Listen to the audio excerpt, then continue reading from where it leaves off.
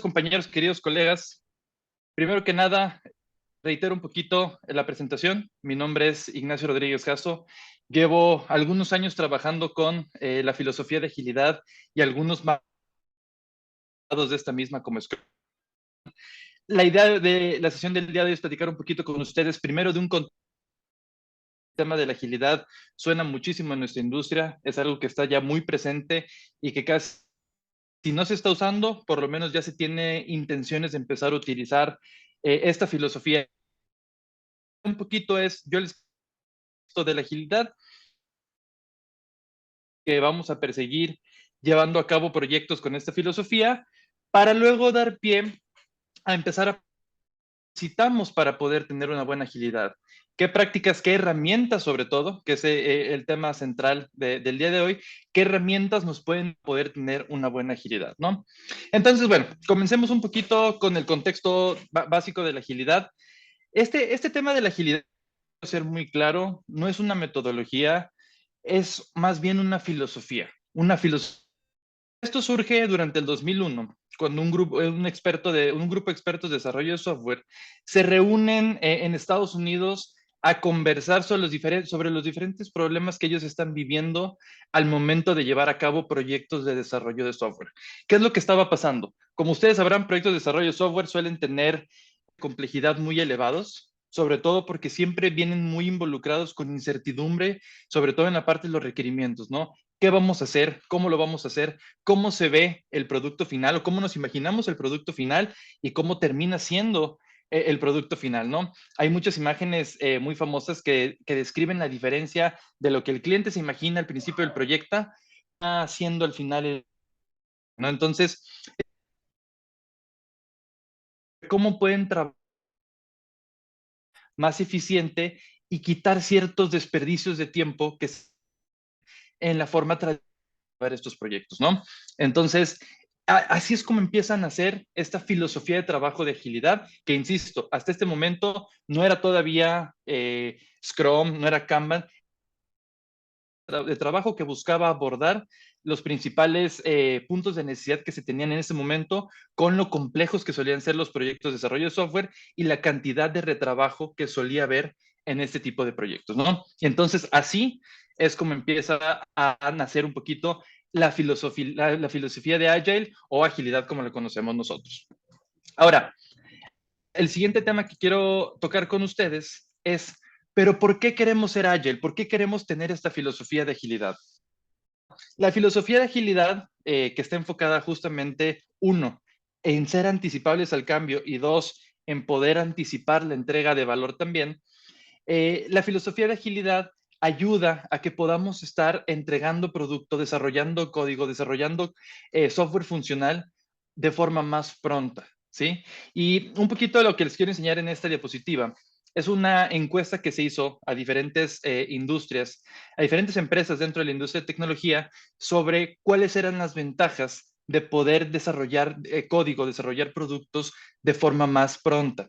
Y entonces, lo que ellos se fueron dando cuenta es que si las empresas que lograban llevar al mercado productos más rápido, desarrollar productos más rápido, tenían mejores procesos de innovación, mejor satisfacción del cliente, cosa que es bastante obvia. Si tú le estás constantemente entregando al cliente, sus niveles de satisfacción son más altos. Hay mejor percepción de la marca, porque una marca que está constantemente actualizando software, constantemente liberando producto, es una marca que tiene también mayor presencia en el mercado, una marca que se queda más en la mente del consumidor, pero además también esto ayuda a la retención de talento. ¿Por qué? Porque la gente está en constante crecimiento, en constante desarrollo. Si tú a la gente de la empresa la tienes siempre desarrollando cosas nuevas, nuevos retos, buscando cómo seguir mejorando los productos que se tienen o cómo sacar nuevos productos, es gente que se siente motivada a quedarse en la empresa y son ambientes que son obviamente mucho más propensos al crecimiento incluso profesional de la gente que pertenece a ella, ¿no? Entonces, haciendo un poquito esta encuesta, se puede entender que realmente sí hay un beneficio muy palpable, muy tangible en poder estar llevando productos más rápido al mercado, ¿no? Agile justamente lo que busca dentro de sus objetivos como filosofía es eso precisamente, que podamos estar entregando producto de forma más constante, de forma más eficiente y entonces ver resultados y ver las mejoras en cada uno de estos puntos, ¿no? Esa es un poquito la justificación de por qué nos interesa llevar una filosofía de agilidad en nuestros proyectos, sobre todo en los proyectos de tecnología, los proyectos de innovación, de desarrollo de software, ¿no? Entonces, bueno, ese es un poquito el por qué nos interesa realmente poder tener una filosofía de agilidad bien implementada. Como yo les decía ahorita, para mí la agilidad se resume en dos oraciones muy concretas. Y cuando a mí alguien me pregunta, oye, ¿qué es agilidad, Nacho? Platícanos así, sin echar mucho rollo, sin aventarte mucha explicación, ¿qué es agilidad? Bueno, agilidad para mí son dos cosas principalmente.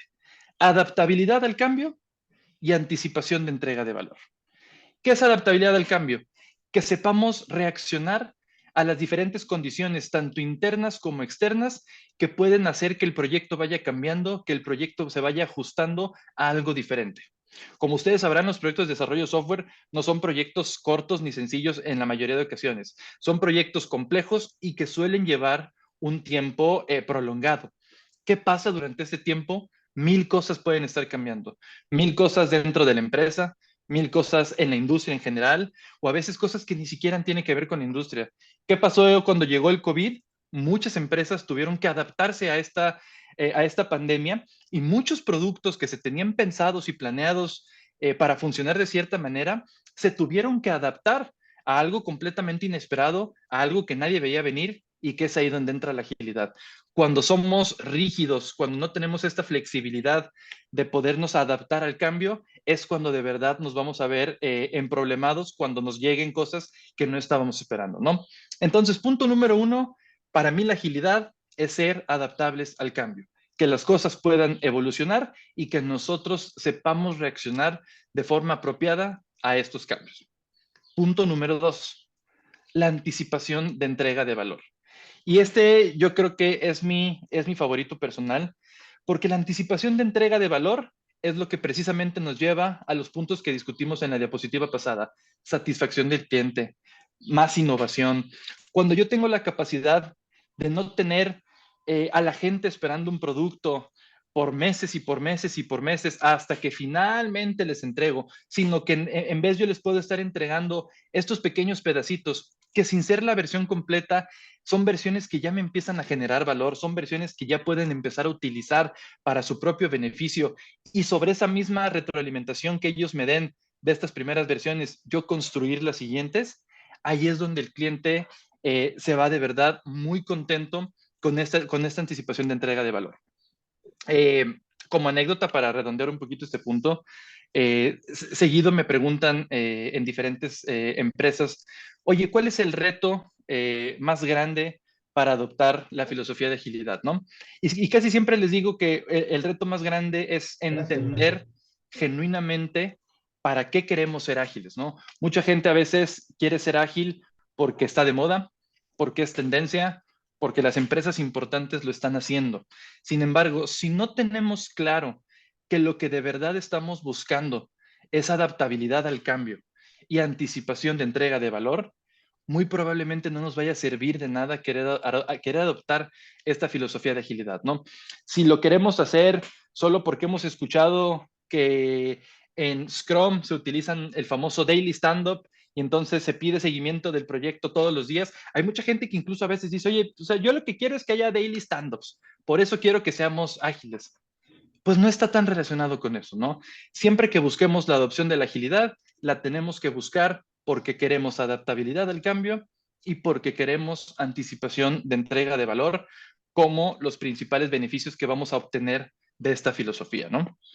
Entonces, bueno, ese es un poquito para mí el resumen así súper sencillo y súper básico de los beneficios que nos trae la agilidad. Pero para poder empezar a aplicarla y a conceptualizarla de mejor manera, voy a tocar un poquito los famosísimos cuatro elementos, cuatro valores del manifiesto ágil. Estos cuatro valores suelen ser, como se dice coloquialmente, ya muy choteados, se escuchan mucho, se mencionan mucho, y a veces desde mi punto de vista pueden ser incluso subestimados, Pero para mí, cuando logramos entender estos 4 valores y tratamos de adaptar la forma en la que vamos a estar trabajando a estos 4 valores, ya estamos siendo agile. Y miren que alguien que ha construido gran parte de su carrera de los frameworks como Scrum, como Kanban, para mí estos frameworks no significan nada si no tenemos las bases sólidas de qué es la agilidad. Y para mí, alguien que sepa los 4 valores de la agilidad y los entienda bien, incluso puede ser de mayor valor o de mayor beneficio que alguien que se sepa de memoria todas las prácticas de Scrum, por ejemplo, ¿no? Entonces, yo por eso, aunque estén un poquito choteados, aunque ya los hayamos escuchado muchas veces, a mí me gusta hacer mucho énfasis en estos 4 valores porque creo que una vez que los entendemos, lo demás se va dando solo. Y ya no va a importar tanto si usamos Scrum, si usamos Kanban o qué framework en específico utilicemos cuando tenemos muy sólidos estos valores, ¿no? El primero es sin duda mi favorito, individuos e interacciones sobre procesos y herramientas. Es más importante la gente y cómo interactúa entre ella que los procesos y las herramientas. Y en muchos trabajos que yo he tenido, donde de repente quieren que empecemos a trabajar en implementar una filosofía de agilidad en los proyectos, a veces me topo con comentarios como, oye, entonces, me imagino que ya, día 1 se empiezan a hacer sprint plannings, empezamos a tener daily stand-ups, empezamos a tener sprints en los cuales vamos a estar entregando cada 15 días software. Y a veces la gente dice, cada 15 días, yo les pregunto, ¿pero por qué cada 15 días? Ah, pues es lo que recomienda Scrum, ¿no? Tener sprints de 15, de 2 semanas, 15 días. Sí, hay muchas buenas prácticas, pero antes de empezar a querer pensar en qué procesos vamos a aplicar, en qué herramientas vamos a querer utilizar, primero tenemos que entender los individuos y las interacciones. ¿Qué personas van a conformar los equipos que van a trabajar en nuestros proyectos? ¿Cómo interactúan estas personas? ¿Van a estar yendo físicamente a la empresa? ¿Van a estar interactuando 100% de forma remota a través de la webcam? Entendemos primero individuos e interacciones antes de ponernos a pensar que si el sprint va a durar 15 días, que si el daily stand-up, que si todas las demás cosas, ¿no? Por eso es mi punto favorito. Punto número 2, software funcional es más importante que documentación exhaustiva.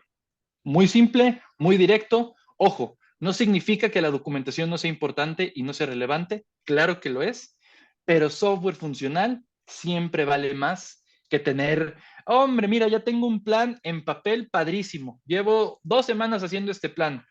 Pues qué bueno, pero el plan no le está generando un valor a nadie. No le está generando un beneficio a nadie. Sin embargo, si esas 2 semanas de planeación que dedicaste las hubieras dedicado a hacer una versión beta de la aplicación que el usuario puede empezar a utilizar, puede empezar a generar valor y retroalimentación, eso hubiera valido un poquito más que tener documentación súper exhaustiva, ¿no? Eso significa el punto número 2. Punto número 3, colaboración con el cliente vale más que estar pensando en la negociación de contratos. Este punto es definitivamente muy importante y yo entiendo que es complicado porque en estas interacciones modernas de proveedor de servicios y cliente, sin duda la negociación de los contratos y el establecer cuáles son los parámetros de lo que se va a entregar del servicio, del producto, es muy importante. Siempre lo tenemos que abordar con un pensamiento de colaboración. Siempre tenemos que abordar estos proyectos en conjunto como proyectos en los que yo como proveedor de servicio quiero ver cómo maximizar el valor que tú vas a recibir. Quiero de verdad ser un elemento que te ayude a generar satisfacción de tus usuarios, de tus clientes, antes de ser y estar pensando única y exclusivamente en cómo sacar el mayor beneficio económico, ¿no? La naturaleza de un proveedor de servicios, por supuesto, que es tener un negocio y es poder proveer un servicio que sea rentable. Sin embargo, se tiene que hacer con un pensamiento más orientado también a la colaboración con el cliente. Y el punto número 4 es más importante responder al cambio que el seguimiento estricto a un plan. Y esto va muy de la mano con los beneficios que hablábamos hace rato. Es más importante saber reaccionar, adaptarse a las nuevas condiciones, tanto internas como externas, que se nos pueden llegar a presentar, que ser ese equipo de trabajo que se amarra a un plan y dice, yo ya hice un plan y nadie me saca de este plan, nadie me mueve y vamos a tratar de hacer hasta lo imposible por mantenernos alineados con este plan. Siempre va a ser más importante saber responder al cambio, saber evolucionar y saber adaptarse a las cosas nuevas que puedan llegar, ¿no? Insisto, si nosotros logramos interiorizar y entender estos 4 valores y tratamos de que todo el trabajo que llevemos a cabo en nuestros proyectos en los que pretendemos adoptar una filosofía de agilidad se alineen con estos valores, ya todo lo demás va a ser más sencillo. Ya todo lo demás, qué framework usamos, qué herramientas usamos, ya lo iremos descubriendo. Sin duda es muy importante, pero ya vamos a ir muy bien encaminados si logramos realmente entender estos 4 pilares. Aquí súper rápido les quiero dejar una representación simple de gráficamente dónde está la diferencia principal entre la agilidad y la forma cascada que se suele utilizar mucho para los proyectos de desarrollo de software. A diferencia de la cascada, donde tenemos pasos largos secuenciales, una planeación completa, el desarrollo completo, todas las pruebas y hasta el final del proyecto te entrego, en agilidad no. En agilidad vamos a hacer estas iteraciones que son una pequeña planeación, un pequeño desarrollo, pruebas y te entrego un incremento de producto. Ojo, y esta es una malinterpretación muy común. Este incremento de producto no es solo partir el producto en pedacitos y te entrego un pedacito. Este pedacito tiene que tener lo mínimo indispensable para empezar a generar valor. Si es un pedacito que por sí solo no se puede utilizar, no puede generar valor, no lo estamos haciendo bien, porque entonces no estamos siendo fieles a la parte de anticipación de entrega de valor. Este incremento de producto, que es el famosísimo MVP, el famoso Minimum Viable Product, es esta versión de producto que por sí sola, sin ser la versión completa, ya cuenta con ciertas características que nos van a permitir poder empezar a utilizarla, generar valor y generar retroalimentación que nos permita pensar y planear, justamente aquí se ve, la siguiente parte, el siguiente incremento de producto. Por eso muy constantemente van a estar escuchando que la agilidad está basada en iteraciones, que son esto, planear, desarrollar, pruebas, entregas, y luego planear, desarrollar, pruebas, entregas, e incrementos, que el incremento es construye una primera base y voy construyendo encima. Algo no me gustó, bueno, esa parte la quitamos, pero ya tenemos una base sobre cuál seguir pivoteando, ¿no? Entonces, esta es la representación gráfica de lo que busca la agilidad, hacer estos pequeños pasitos que nos den pequeños entregables útiles de valor y que podamos utilizarlos, reflexionar sobre ellos, retroalimentarnos y planear hacia dónde vamos en el siguiente paso, ¿no? Entonces, esta es una pequeña representación gráfica de la agilidad. Y ya para complementar este contexto de agilidad que estamos compartiendo ahorita, les quiero hablar de las que yo considero son 3 piedras angulares de Agile sumamente importantes y les quiero explicar por qué. Número 1, y voy a empezar por aquí abajito, la transparencia. La transparencia en cualquier equipo de trabajo que quiera aplicar la filosofía de agilidad es muy importante. ¿A qué nos referimos con transparencia? Tener la libertad de poder opinar sobre cómo estamos trabajando, hablar de las cosas que nos tienen inconformes, hablar de las cosas que nos tienen contentos y conformes también, para que como equipo podamos estar constantemente retroalimentándonos mutuamente y que podamos crecer como equipo. Si algo no nos gusta, todos tenemos que tener la libertad de transparentemente decir, oigan, a mí esto, la forma en la que estamos haciendo esto, no creo que sea la correcta. La forma en la que estamos haciendo esto no me convence del todo. Y sin tener como esa preocupación de, híjole, es que si yo levanto la mano y digo que algo no me gusta, me van a tachar como de alguien conflictivo, me van a tachar como de alguien inconforme. Prefiero aguantarme, prefiero no decir nada y quedarme callado. No, en la agilidad tenemos que promover mucho un ambiente de total transparencia. ¿Por qué? Porque queremos tener buena retrospectiva. ¿Qué es la retrospectiva? Esta capacidad de voltear hacia atrás y ver lo que hicimos y ver qué cosas hicimos bien para mantenerlas así, para seguirlas haciendo así, qué cosas hicimos mal para poder cambiarlas, para poder adaptarlas, para poder mejorar las que no nos están convenciendo y que vayamos creciendo y mejorando conforme vamos en estas iteraciones. Pero para que tengamos buena retrospectiva, tenemos que tener, como ya mencioné antes, mucha transparencia para alimentar esta retrospectiva que nos va a hacer crecer, que nos va a permitir hacer mejores. ¿Por qué queremos tener buena retrospectiva? Para poder tener adaptabilidad. Y vuelvo a lo que comentamos hace 3 diapositivas. Uno de los elementos básicos de la agilidad es la adaptabilidad al cambio. Entonces, para conseguir esta adaptabilidad, necesitamos muy buena transparencia para poder tener retrospectiva valiosa y que esta retrospectiva valiosa nos permita tener esa adaptabilidad que tanto estamos buscando, ¿sí? Entonces, estas tres piedras para mí son clave para que podamos llevar a cabo buena agilidad y para que sobre todo podamos estar creciendo como equipo, que no nos quedemos con lo que ya sabemos, sino que cada que vayamos haciendo estas iteraciones, estos incrementos, no solo vayamos mejorando el producto, sino también vayamos mejorando a la gente, vayamos mejorando al equipo de trabajo, ¿no? Por eso creo que tiene que ser un esfuerzo que siempre se lleve a la par, mejorar el producto, mejorar al equipo de trabajo. Ahora, la filosofía, ya que la tenemos entendida, ya que la dominamos, ya que la interiorizamos, se puede ayudar de marcos de trabajo que nos ayuden a aterrizar y maximizar estos beneficios. Ya los marcos de trabajo, ahora sí, ya estamos hablando de una serie de buenas prácticas que nos van a ayudar a aterrizar la filosofía de agilidad. Por eso yo les decía al principio que Scrum, Kanban, no son nada si no tenemos la base de agilidad primero bien entendida. Ya que tenemos esa base, ahora sí, a través de qué marco de trabajo podemos empezar a maximizar esos beneficios y ya ponerle un poquito más de forma, un poquito más de estructura a cómo vamos a estar trabajando de forma agile, ¿no? ¿Cómo vamos a decidir si utilizar Scrum o Kanban?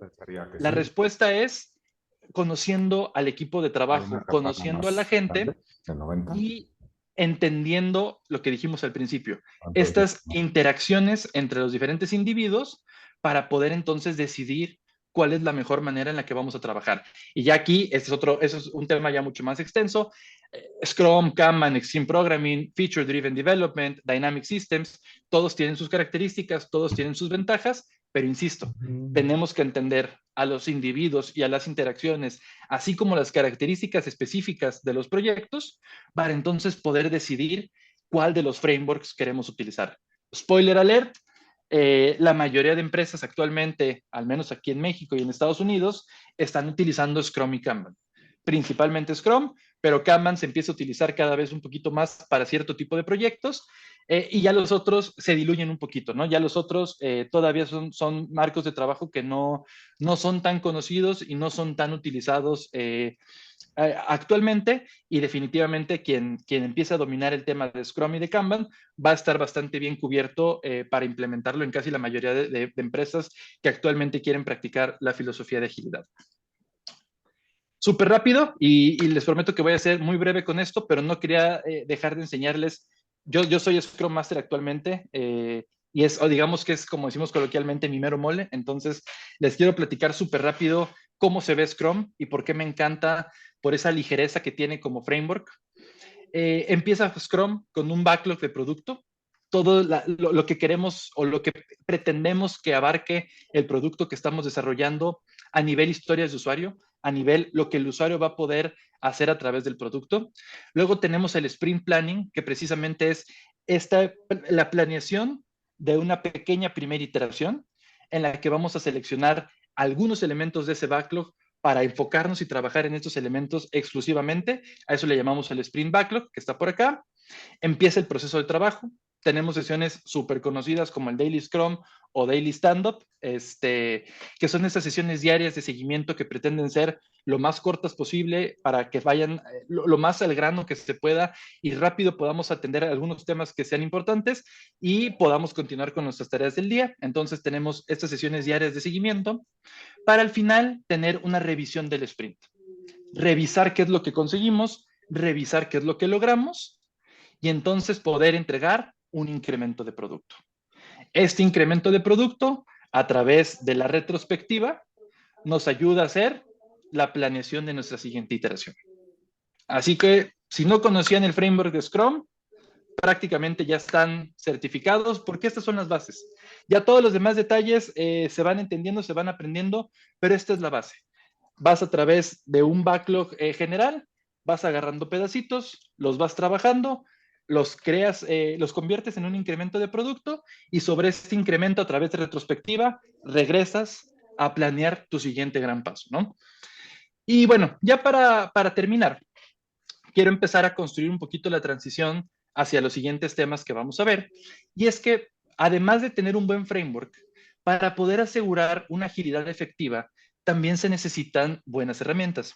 Oye, Nacho, tú dijiste que los individuos y las interacciones eran más importantes que los procesos y las herramientas. Sí, pero justamente eso no significa que los procesos y las herramientas no sean importantes. Entonces, actualmente el concepto de DevOps, que es este conjunto de prácticas, ay, perdónenme, que es este conjunto de prácticas y herramientas que nos van a ayudar a acelerar el ciclo de desarrollo de software, es parte de los esfuerzos que ahorita se están tratando de utilizar para poder tener una agilidad efectiva. Este concepto de DevOps ve todos los procesos que se tienen que llevar a cabo ayudados de diferentes herramientas para poder llevar producto funcional a un ambiente productivo, para llevarle producto a los usuarios, ¿no? Cubre desde la parte de exploración continua, estar explorando a los usuarios, estar entendiendo qué necesitan, cuáles son sus pain points, cómo les podemos ayudar a tener mejor efectividad con el producto, que el producto les genere más valor. Exploración continua. Siempre tenemos que estar escuchando a nuestros usuarios para entender qué necesitan. Y luego tenemos que tener la capacidad de integración continua. Continuamente, oye, voy entendiendo nuevas necesidades, las convierto en features, las convierto en historias de usuario, que las empezamos a trabajar también de forma continua. Y lo que ya vamos acabando, no nos esperamos. Lo que ya vamos acabando, vamos haciendo un deployment continuo, ¿no? Un deployment continuo para que el producto llegue de forma continua a las manos de los usuarios y no necesariamente tenga que ser así como por batch, ¿no? Bueno, a ver, espérame a 3 meses que es nuestro próximo release. ¿Por qué? Si ya tenemos algo por ahí que está listo para ayudar al producto, para hacerlo mejor, vámonos entregando, ¿sí? Tengamos exploración continua, integración continua y deployment continuo, que es la parte más padre, ¿no? Poder estar entregando continuamente este tipo de desarrollos nuevos que vayan generando valor. Mi compañero Oscar, a partir de este momento, que va a tomar un poquito las riendas de la sesión, va a platicar un poquito más sobre las herramientas que precisamente nos van a ayudar a poder llevar una agilidad efectiva. Con esto, queridos colegas, yo me despido. Les agradezco muchísimo su tiempo y le cedo la palabra a mi amigo Oscar. Oscar, todo tuyo el escenario. Gracias, Nacho. ¿Me permites? Vamos a pasar a compartir mi pantalla ahora. Eh,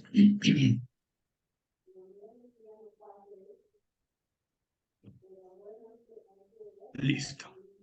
Ok. Bien, para empezar, me presento. eh, Listo. Oscar Muñoz, ya Nacho Senior me presentó. Ya algunos de ustedes me conocen, tengo un rato ya en estos negocios y pues bueno, me toca hablar un poco de lo que hacemos como tecnología en Delphix. Y para esto empezaría ligando un poco lo que trae Nacho hacia lo que fue DevOps y primeramente Agile, con un par de preguntas. ¿Cuántas herramientas hay para DevOps? Y de ese total, ¿cuántas se enfocan en los datos? Ese es un golpe de vista. Esta tabla periódica de herramientas para DevOps la genera una empresa que se llama digital.ai y ellos tienen precisamente un conjunto de herramientas en prácticamente todas las áreas que tengan que ver con el desarrollo, en la parte de analíticos, nube, colaboración, etcétera, etcétera. De todo esto que vemos aquí, ¿cuáles son aquellas que se enfocan específicamente en datos, en el manejo de datos? Y son este pequeño grupo que vemos por acá.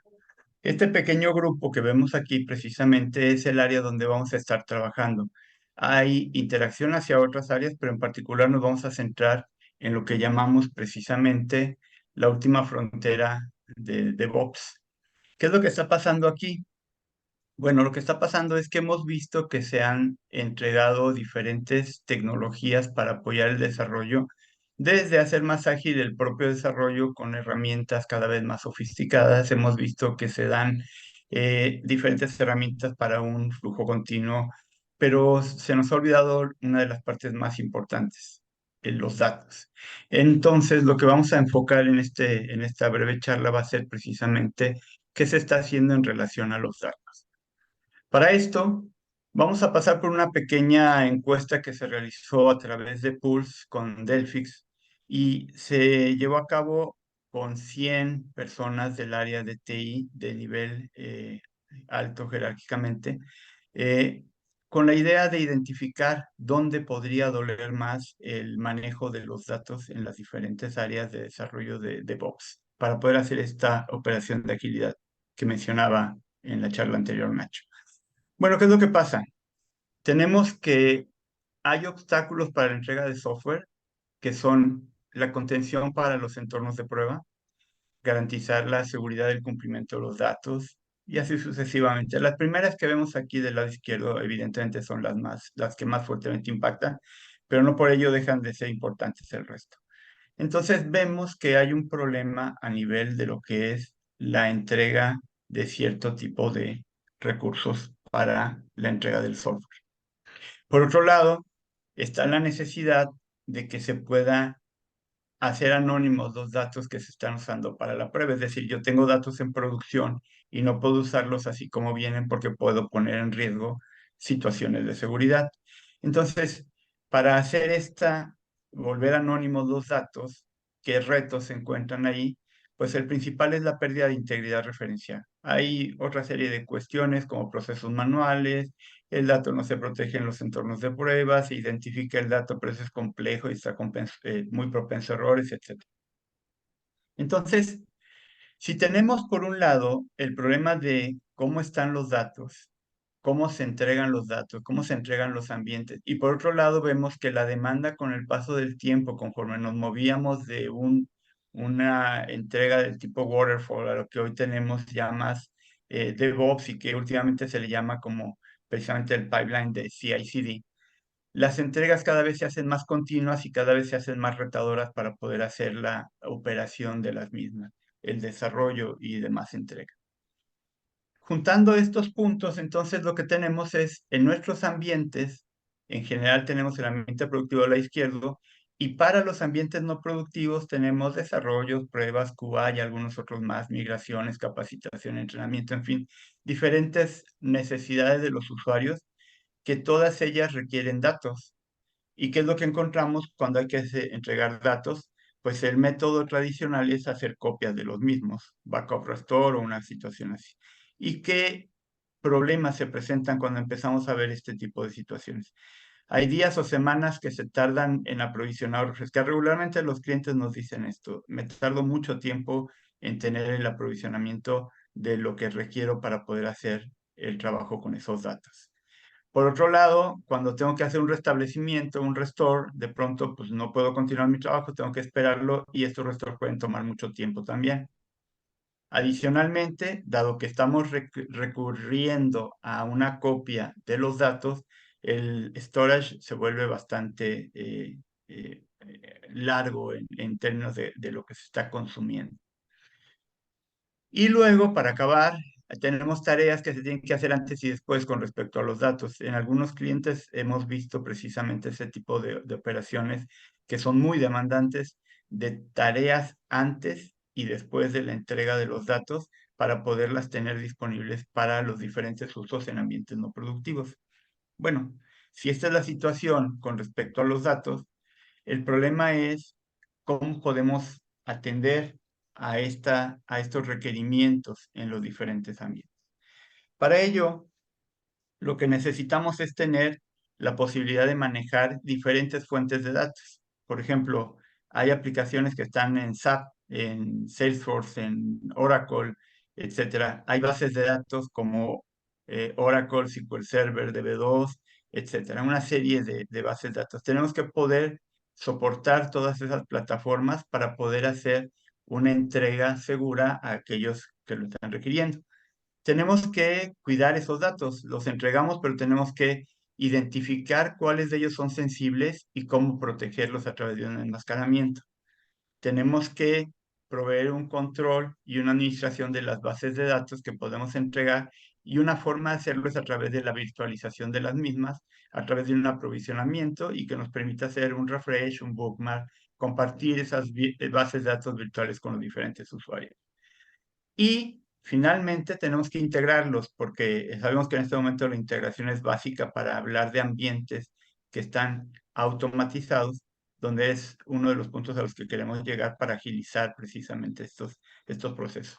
Bien, todo esto que ven aquí es Delphix.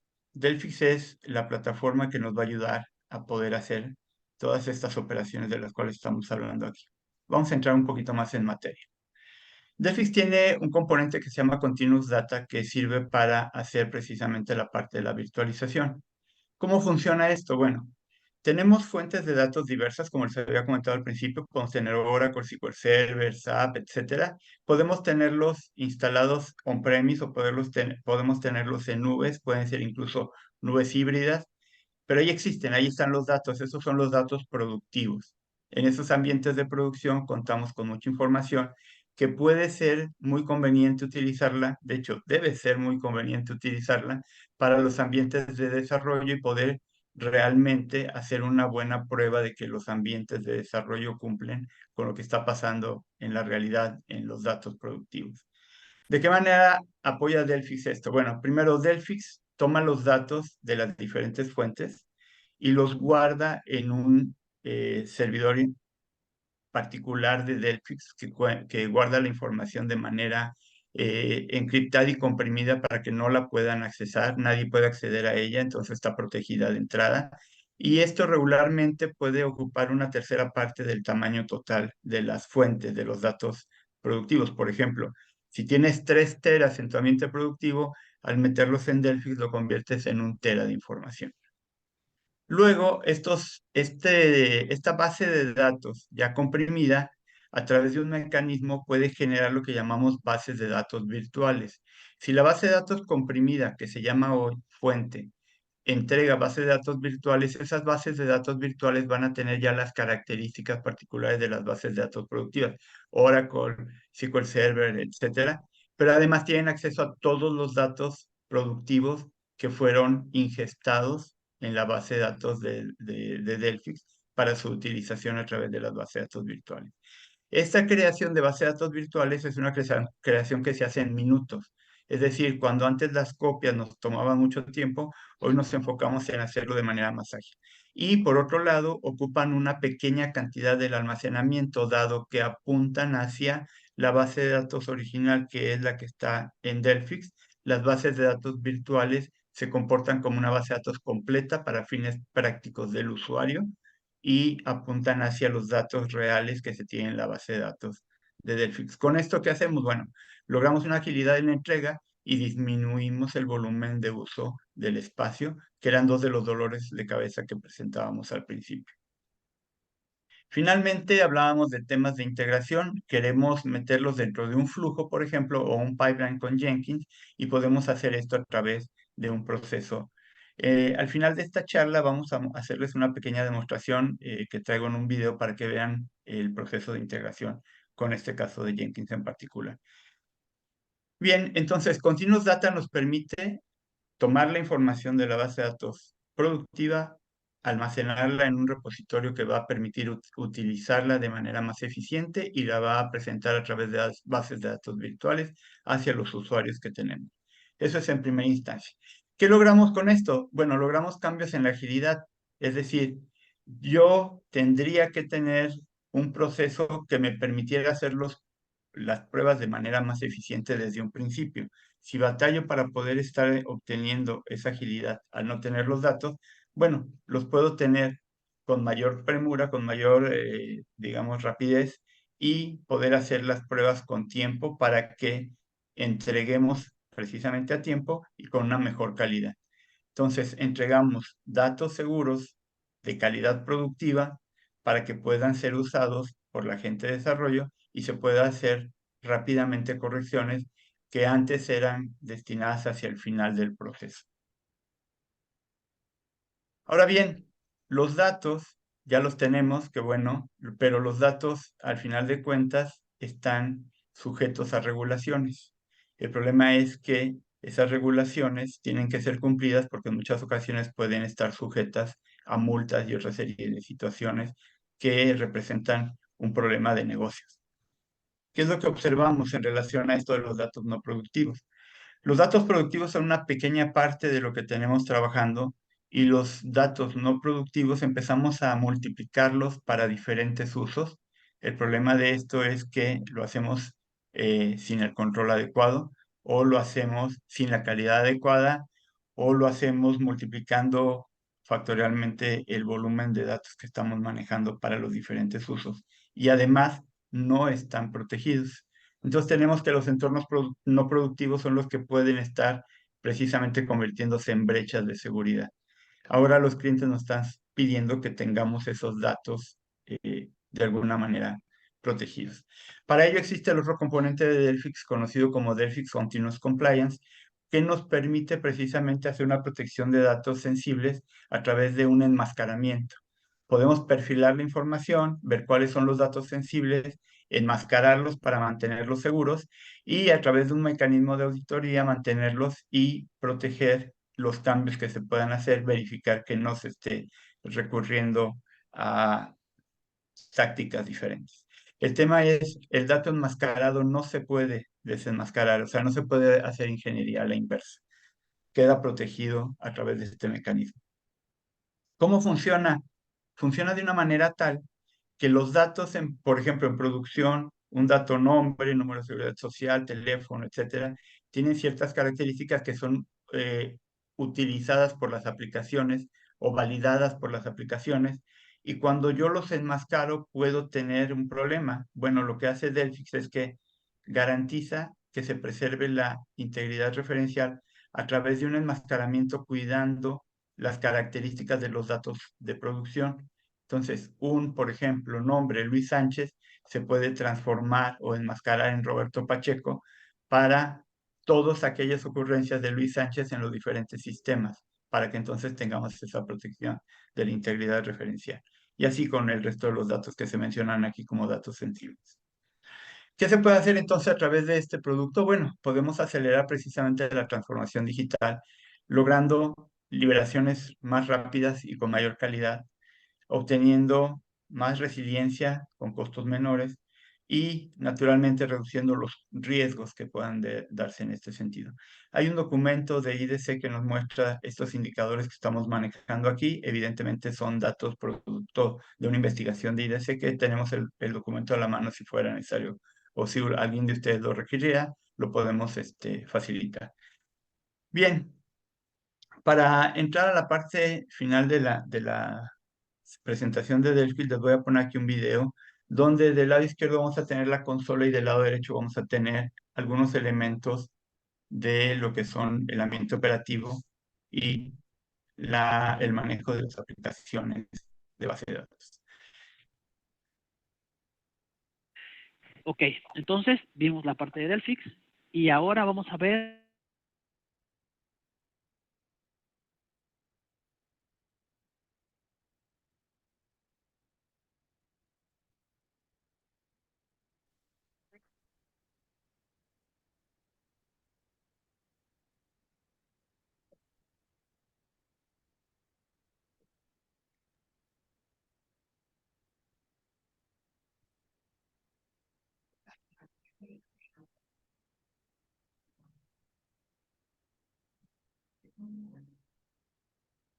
Si me están escuchando, parece que hubo un problema de red. Sí, tuvimos un detalle de red, estimado Oscar. Ahorita ya te Ok, estamos escuchando. ¿hasta dónde nos quedamos? Porque Al principio, prácticamente al principio.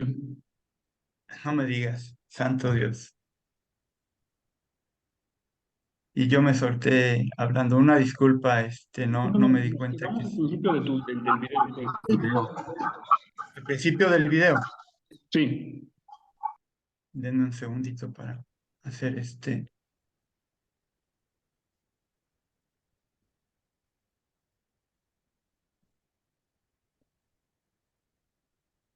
bueno, pues una vez más, la ley de Murphy nos la ley ataca. de Murphy y las 50 razones. Ahí voy otra vez para adentro. A ver.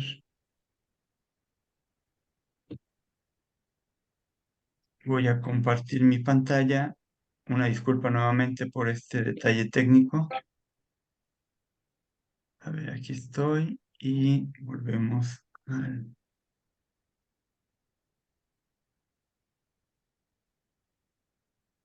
Ahí ya video. vemos tu pantalla, perfecto, perfecto. Perfecto, muy bien. Entonces voy a poner otra vez el video al principio. Y aquí lo tenemos para ejecutar.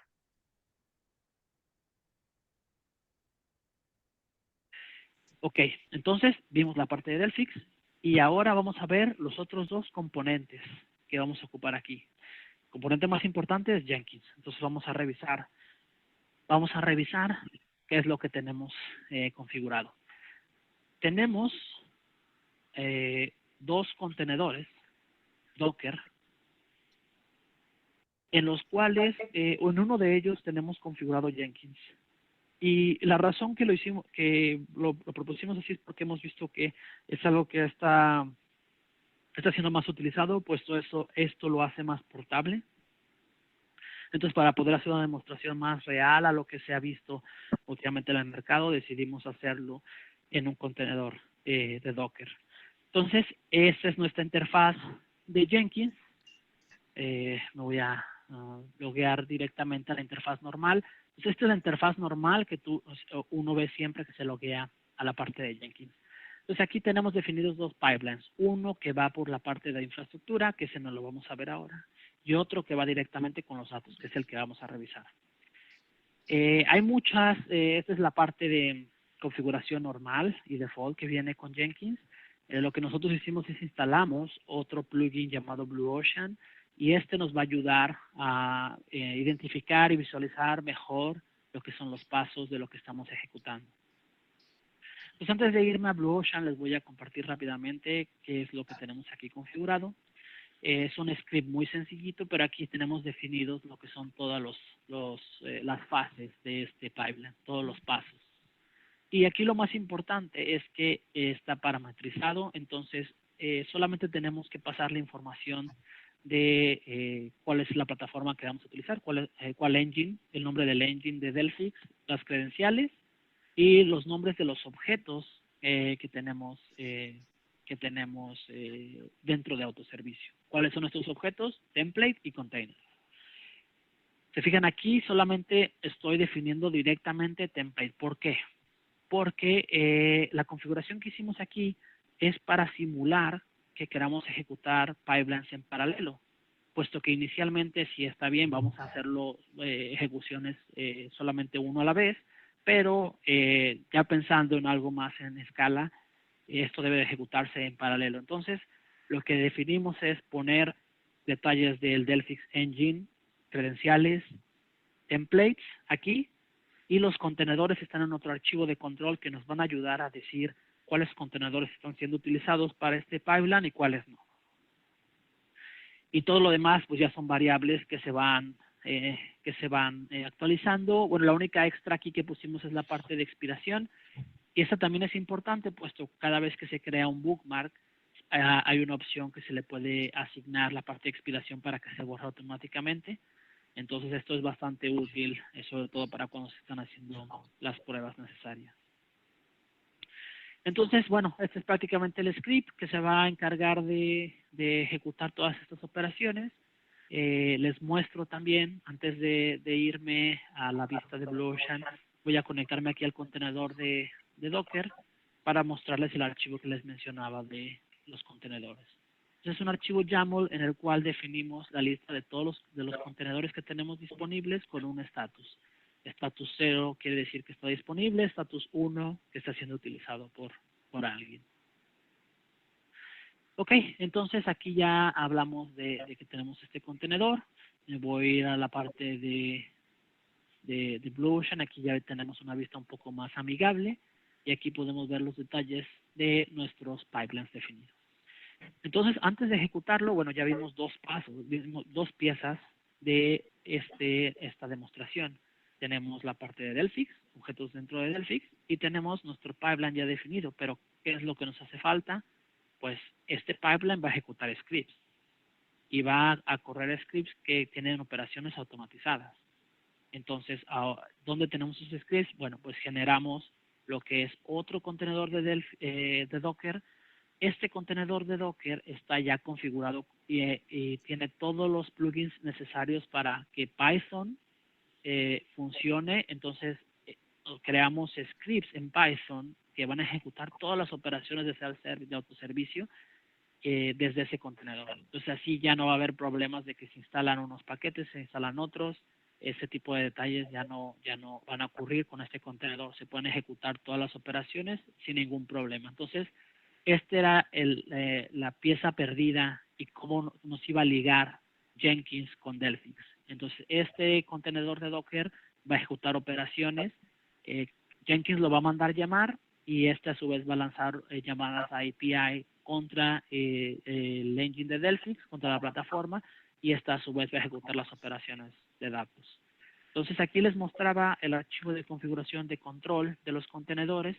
Vamos a también a conectarnos al otro contenedor, solo para mostrarles rápidamente lo que es lo que son los scripts. Entonces, si se fijan aquí, también tenemos 3 scripts que van a controlar todas las operaciones que nosotros vemos aquí, en la parte izquierda. Todas estas operaciones están incluidas en estos scripts, entonces ya cualquier operación que se quiera ejecutar desde la interfaz gráfica también la tenemos disponible desde aquí. Entonces, bueno, ya nos logueamos aquí a estos servidores, a estos contenedores de Docker, y ya les mostré lo que es toda la configuración que tenemos, los scripts. Pues ahora vamos a correr el pipeline. Y aquí vamos a identificar rápidamente cuáles son las fases que tenemos. Entonces, vámonos a correrlo. Vamos a ver el detalle. Entonces aquí están todas las fases. Primero lo arrancamos, una simulación, no hacemos nada, solo un sleep. Habilitamos operaciones de Docker dentro de un contenedor de Docker porque, como les mencionaba, tenemos un contenedor de Docker con Jenkins, tenemos otro con scripts de Python. El contenedor que tiene Jenkins va a lanzar operaciones a los scripts que están en el otro contenedor de Docker. Entonces tenemos que habilitar esas operaciones. Exportamos, primero asignamos uno de los contenedores que esté disponible. Como vimos hace rato, todos estaban disponibles. Entonces ahorita, si hago un cat a ese archivo, vemos que uno está siendo utilizado. Después exportamos variables necesarias para poder crear todos los objetos. Y aquí ya empezamos con operaciones de Delphix. Aquí tenemos que creamos un bookmark y aquí ya vimos que este ya se creó, es este de aquí. ¿Y cómo sé que es este de aquí? Porque aquí está corriendo una operación y se creó una branch. Y aquí vemos que el pipeline en este momento está creando un branch. Entonces aquí sé que este bookmark se creó anteriormente y ahorita está creando este nuevo branch. Y vámonos a conectar aquí. Vamos a seleccionar el branch que se está creando y aquí vemos que sí, efectivamente está el proceso de creación. ¿Y cómo sé que es este? Bueno, aquí vemos cuál es el bookmark que utilizamos para crear branch, es el mismo de acá, es el 9, y a este branch le llamamos también Delphix Boolean 9, y aquí se ve también el nombre que le estamos dando a este branch.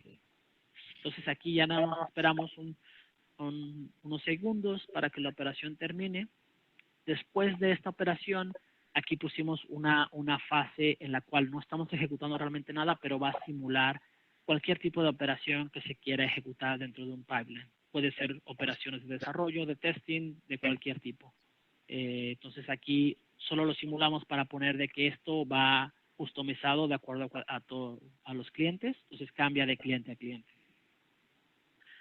Esta parte le estoy dando un poquito porque valida que la branch se haya creado, ya se creó, entonces va a esperar solo 5 segundos y luego vamos a crear otro bookmark.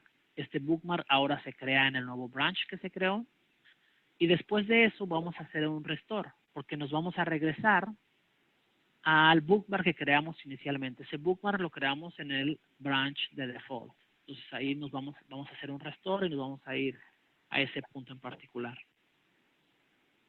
Este también va a tomar un poquito. ¿Cuál es la razón de que hiciéramos ese tipo de operaciones? Bueno, ahorita ya casi termina, vamos a dejar que termine, explicamos el último paso y ahora hablamos a nivel genérico el razonamiento del por qué esta prueba. Entonces, ¿cómo se llama? Script está ejecutando ahorita un par de comandos. De momento, ejecutó, el primer comando que ejecutó es un activate, entonces activó lo que es el branch donde tenemos el bookmark creado. Ahora sí está lanzando el restore y finalmente hizo el reset del archivo de configuración para indicarnos que el contenedor ahora está disponible. Entonces ahora confirmamos, sí, el archivo efectivamente ha sido actualizado, entonces ahora todos los contenedores están disponibles. Entonces vamos de regreso a la línea de actividades. Primero creamos un bookmark, quiere decir que creamos un backup y le pusimos un nombre significativo porque vamos a hacer algo. En esta demostración solamente fue una prueba sencilla en la cual solo esperamos tiempo, no hicimos nada extra. Creamos ese bookmark y luego sobre ese bookmark creamos un branch. Creamos el nuevo branch porque así va a ser más sencillo controlar las operaciones que vas a ejecutar. En este caso, si las operaciones a ejecutar son destructivas o se va a actualizar datos o se van a crear nuevos objetos, se pueden crear sin ningún problema en el nuevo branch que se está creando, puesto que ese branch nadie lo ha utilizado. Entonces, la idea aquí es que se crea este branch nuevo y se crea solo para esta ejecución, para asegurarnos de que todo lo que pasa en este pipeline se queda en ese branch y solo en ese branch, y no va a interferir con otros branches que tenga cualquier otra persona que trabaje en este contenedor o en otro proyecto que la misma persona esté trabajando. Entonces, una vez que se crea esa branch, y ahora sí se ejecutan todas esas operaciones, y se crea un bookmark al final en ese branch que se acaba de crear. ¿Y cuál es la razón? Pues queremos crear ese bookmark porque, por decir, si nuestro proceso incluye varias operaciones y alguna de ellas falla, al yo crear el bookmark después, puedo hacer una comparación de qué fue lo que pasó y hacer un troubleshooting a más detalle e identificar cuál fue la causa que nos llevó a este error. El penúltimo paso después de crear ese bookmark es restaurar al primer bookmark. ¿Y por qué hacemos esto? Porque en esta ejecución hicimos cambios de datos o hicimos testing de datos o hicimos cualquier operación que pudo haber cambiado la estructura o los datos en sí de nuestra base de datos que tenemos asignada a nuestro contenedor. Pero cuando vuelva a correr este pipeline, no sabemos si realmente se va a ejecutar exactamente lo mismo o también si lo va a agarrar otro pipeline, porque como vimos aquí, tenemos habilitado que podemos correr en paralelo 4 procesos. Entonces pueden ser pipelines que hagan cosas diferentes. No queremos interferir con las ejecuciones de otros pipelines. Entonces lo que hacemos es nos regresamos al estado anterior antes de que se hubieran cambiado cualquier dato. Entonces, la siguiente vez que se corra otra vez el pipeline, va a correr con los datos iniciales y no con los datos que yo modifiqué en esta ejecución. Entonces, esta es básicamente la idea que todos estos procesos relacionados con datos de bases de datos virtuales que vienen de Delphix se pueden integrar muy fácilmente y están todos disponibles con las operaciones que vienen listadas aquí. Entonces, cualquier operación que viene disponible en la parte gráfica se puede hacer en script y esto facilita bastante lo que es la integración con cualquier herramienta de DevOps. Entonces, esta fue una demostración rápida y sencilla solamente para mostrar la parte de la fácil integración de Delphix con este tipo de herramientas y las ventajas que se pueden tener con ese tipo de herramientas también.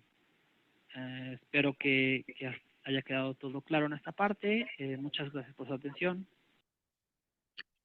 Muy bien. La idea de esta pequeña demo era simplemente mostrar la facilidad de la integración y lo que se menciona aquí al final es precisamente cómo se pueden habilitar las bases de datos virtuales a través de su interacción con un producto como Jenkins para meterlo dentro de un flujo y permitirnos hacer un trabajo más automatizado. Con esto terminamos la parte de Delphix. Le voy a pasar el control a Nacho Senior, para que concluya la reunión. Muchas gracias por tu atención. Muchas gracias, Oscar. Y estimados colegas, ¿Tienen preguntas al respecto? Con mucho gusto los escuchamos, o si gustan escribirlas en el chat. Como ustedes lo prefieran hacer, para nosotros estará sensacional.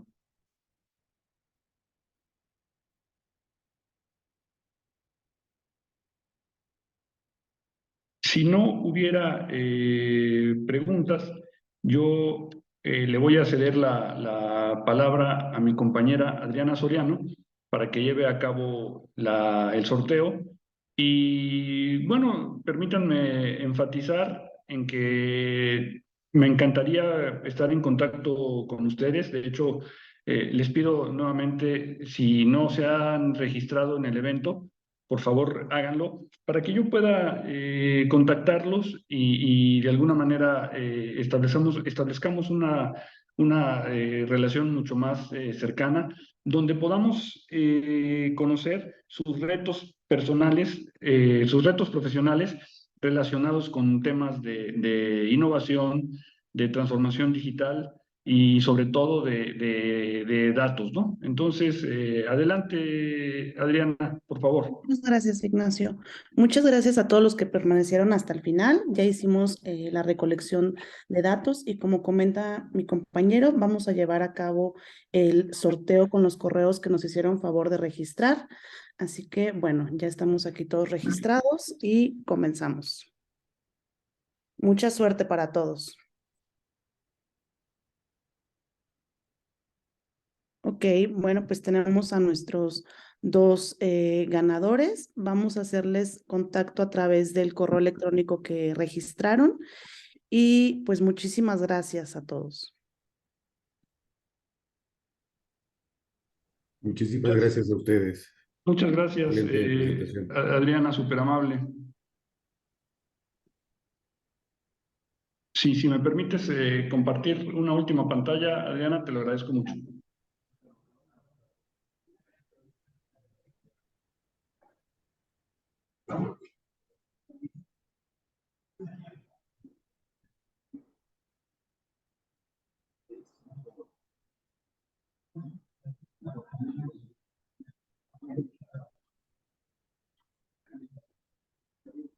Nuevamente, pues muchísimas gracias, estimados colegas, y quedamos atentos a poder trabajar más directamente con ustedes y apreciamos mucho el tiempo que nos han otorgado el día de hoy. Son ustedes muy amables. Al contrario, Ignacio, muchas gracias a ustedes. Que les vaya bonito. Igualmente. Gracias. Gracias, hasta luego. Éxito. Hasta luego.